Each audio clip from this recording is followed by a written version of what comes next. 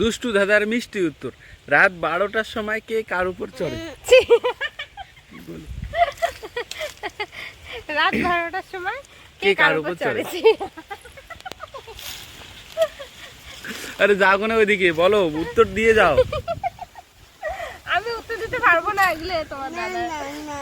একদম দুষ্টু দাদার মিষ্টি উত্তর। তোমাকে প্রথমে বলেছি রাত 12টার সময় কে কার উপর চড়ে।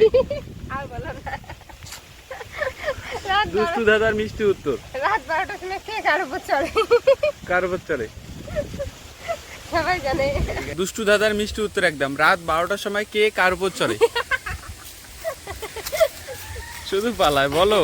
পালাবো না তো কি, তুমি কেমন দাদা করতেছো? রাত 12টার সময় কে কার উপর চড়ে? একদম পজিটিভ দাদার উত্তর, পজিটিভ। দুষ্টু দাদার মিষ্টি উত্তর, রাত 12টার সময় কে কার উপর চড়ে? রাত 12টার সময় কে কার উপর চড়ে? রাত 12টার সময় কে কার উপর চড়ে? তুমি জানো না কে কার উপর চড়ে? বলো। রাত 12টার সময় কে কার উপর চড়ে?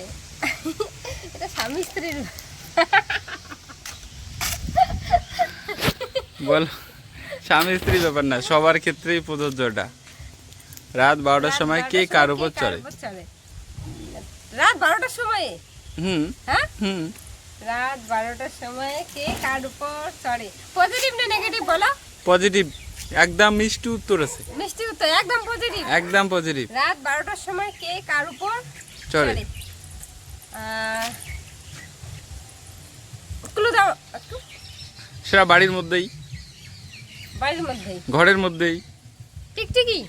টিকটিকি কার উপর চড়ে?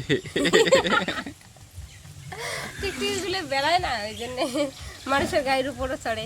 মানুষের গায়ের উপর চড়ে? হ্যাঁ। প্রত্যেকদিন চড়ে? সবসময় চড়ে? না না, আমার তো কোনোদিন চড়ে নেই। রাত 12টার সময় মশা। মশা? মশা? হ্যাঁ, মশা হবে না। মশা মানুষকে কামড় দেয় না না রাত্রিবেলা করে। না, ওই উত্তরটা নিতে পারবো না। আর রাত 12টার সময় কে কার উপর চড়ে? দুষ্টু দাদার মিষ্টি উত্তর, রাত 12টার সময় কে কার উপর চড়ে? বলো। স্বামী স্ত্রী হবে। স্বামী স্ত্রীর উপর চড়ে, স্ত্রী।